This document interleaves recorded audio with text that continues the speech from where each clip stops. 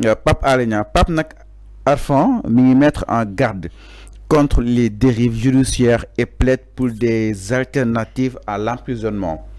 Pape Alé Niang jàpp na ni prison bi temps yi dafa bëri d'accordul li ñu def Abdou Nguer d'accordul aussi li ñu def ki nga xam ne que moo di Assane Diouf. Le directeur de la RTS Radio-Diffusion Télévision sénégalaise, Pape Alé Niang, a livré une analyse critique de certaines pratiques judiciaires.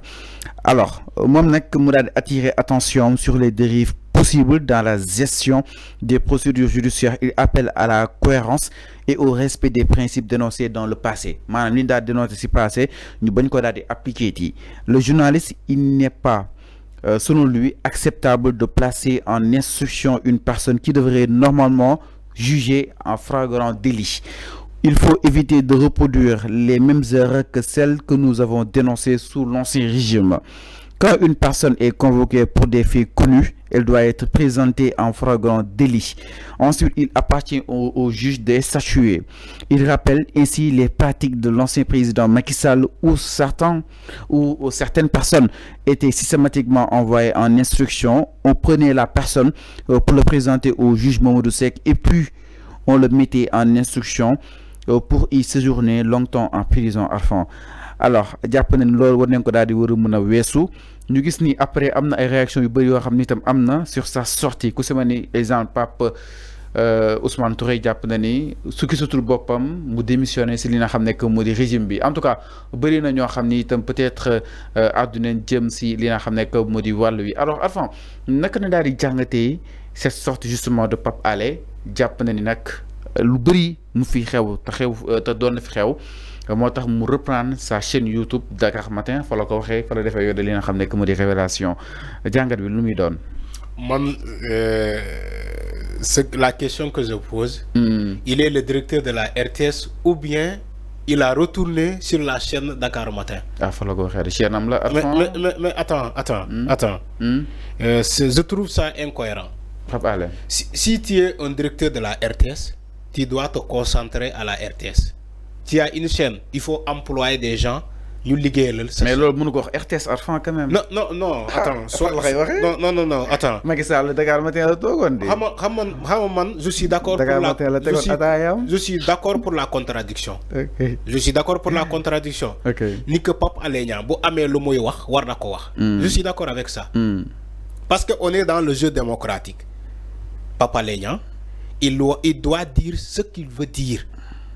Donc, sur comment dire, le respect et l'éthique, il doit dire ce qu'il doit dire. Okay. Mais là où je ne suis pas d'accord, tu es le directeur de la RTS, tu laisses la RTS, tu retournes dans ta chaîne YouTube pour dire ces choses-là. Après, tu retournes ensuite à la RTS, soi-disant que tu es toujours le directeur de la RTS. C'est là où je ne suis pas d'accord. S'il ne se retrouve plus, mais je suis d'accord pour son opinion. Je suis d'accord pour son opinion. Mais avant, RTS service public. Non, RTS service public là. Amna lo xamni mënuñu ko waxé la RTS. Lan la bëggul lan la mënul wax RTS? Est-ce que mëna tok RTS mu tek live am? Ah, live mom kay day bok ci émission. Mu wax loolu émission lay bokk. Non, yow ñaata yow ñu ngi koy invité ci émission fofu RTS? Non, enfin émission yooyu dafa dañoo am seen ligne. Fallo. Mais fële. il est le directeur de la RTS. Tu es d'accord avec moi? waaw mais directeur de la RTS taxul ni saa su bëggee toog mu ñëw toog. Directeur RTS la mais journaliste yi ak chef rédaction bi ak rédaction bi dañoo am seen indépendance. seen si choix yi nga xam ni itam ñu koy porté seen ay invité Pape Alé toog Dakar Matin chaîne am la def live am loolu je ne trouve aucun mal par rapport ak loolu. Il faut pas parler comme si c'est un gars qu'on a pris dans la rue et on l'a donné un micro qu'il parle Fallou Tam. Il faut arrêter ce que tu dis. Non, enfin. Le Pape Alé nekk directeur RTS. teewul que ni lu mu fa bëgg wax dafa fay wax. non non enfin parce que dafa am ñu fa nekk ay nit ay rédaction bi. Plateforme. Il peut écrire dans sa page Facebook. Non, là, il le fait. Non, live le santé def. Il faut du waxtaan. Fallo. Ah. Je suis pas d'accord avec Pape Alé Niang. Il est le directeur de la RTS. Il faut pas laisser la RTS pour aller parler dans ta chaîne YouTube et revenir à la RTS. Je trouve ça incohérent. Donc bon ba nga falee tak la jël chaîne YouTube bi ni. Mais da nga koy dénk keneen. arrêté na ko wala nga employé. non man waaw parce que dafa am ñu fa nekkoon. voilà d'accord ma sax dafa arrêté. non pas arrêté moom pas c'est pas chaîne bi arrêté moom moo fa arrêté dafa feeñ. voilà laa bëgg a wax. voilà tu sais pourquoi. waaw mu jox ko ñoom Soosu Diop ak c'est ñooñu ça parce que ñu ngi fa woon. parce que il est le directeur de la RTS. boo bëggee delluwaat foofu pour wax il faut que ñoom Soosu Diop invité la ci émission loolu lay wax. mais il n'a pas été invité comme chaîne am dafa dem ubbi chaîne am mu def live am wax lu mu wax. c'est là où je suis pas d'accord. Il doit être professionnel. Moi, je crois que c'est un professionnel. Mais l'imagine ni, franchement, il doit être professionnel. Je suis pas en train de le critiquer, mais je vais donner ma contribution. Comme moi, moi, je suis pas d'accord. Je suis d'accord du fait que dans la démocratie, voilà, je suis d'accord. Dans la démocratie, Papa Alé Niang doit dire ce qu'il doit dire dans le respect et l'éthique. Alors, avant, mais là où je ne suis pas d'accord, c'est d'être le directeur de la RTS, de laisser la RTS, de retourner dans ta chaîne et faire une interview ou un live et revenir à la RTS, supposant que tu es toujours le directeur, ngay guider fa ay professionnels.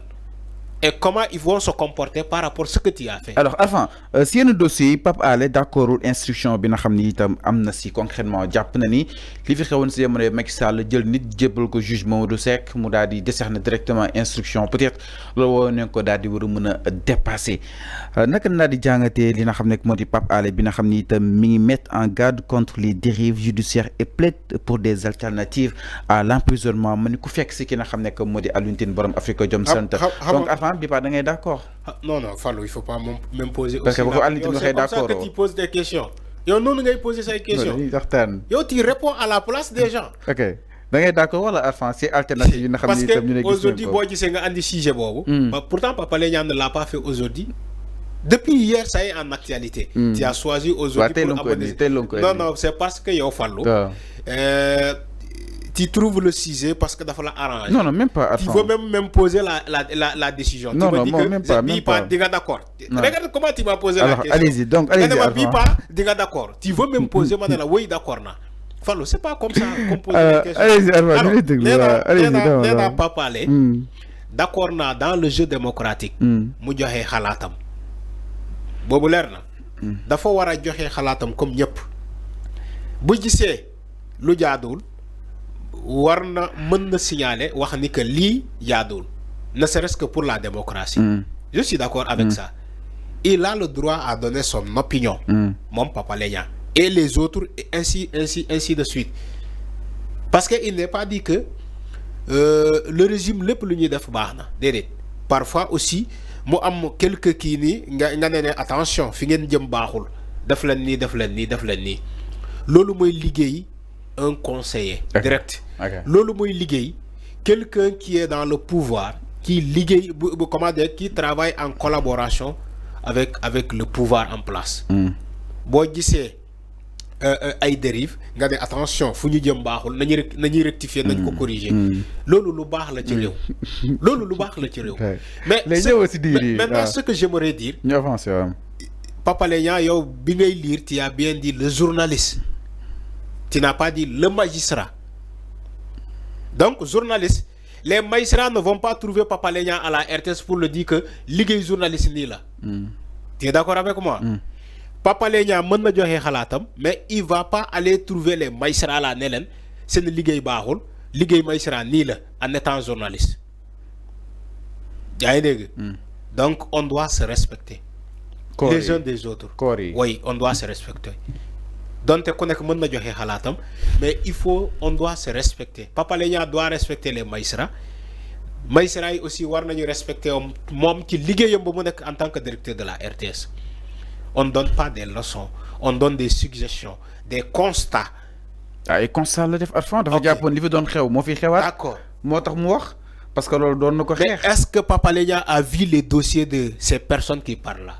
Néna instruction non tu me xama fallu dañuy waxtan Arfan néna instruction yi nako wañi xama aussi fofu lay wax dama né Papa Alé Niang mën na joxe xalaatam mën na joxe ay constat mais est-ce que Papa Alé Niang bi wax ni tay il a vu les dossiers le contenu des dossiers de Abdou Nguer est-ce que gis nako est-ce que gis na le contenu du dossier de Assane Diouf en tant que journaliste parce qu'il n'est pas avocat, il n'est pas juge, Pape Alé Niang, est-ce que gis nañu le contenu de ces dossiers là li tax ñooñu ñu yóbbu leen ci instruction, est-ce que gis na ko?